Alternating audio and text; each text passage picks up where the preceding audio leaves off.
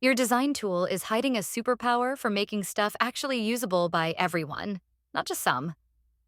Whether you're Team Figma or Team Adobe XD, accessibility plugins are the real MPVS here. Think about Stark. It's a cross-platform champ. It doesn't just flag bad color contrast. It gives you smart, WCAG compliant color suggestions that still look good. And vision simulators? You can literally see your designs through the eyes of someone with different visual impairments. It's a total game changer for empathy.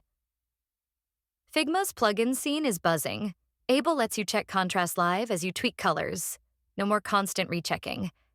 Adee is like an all-in-one accessibility dashboard, tackling alt text, color blindness, and even touch target sizes. And the dedicated colorblind plugin?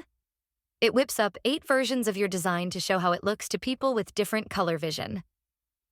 Adobe XD isn't just sitting back. It supports Stark too, and has this awesome built-in macOS voice control, making the tool itself more accessible for designers. Both platforms with the right plugins help you nail critical stuff. Are your buttons big enough for easy tapping? Is the keyboard navigation logical? Do your images have descriptions for screen readers? Some plugins, like Anima, even help export developer-ready code with ARIA tags baked in. So Figma or XD for accessibility. Honestly, the tool itself is only half the story. The real power move is you actively using these features and plugins from day one. It's about building that accessibility-first mindset.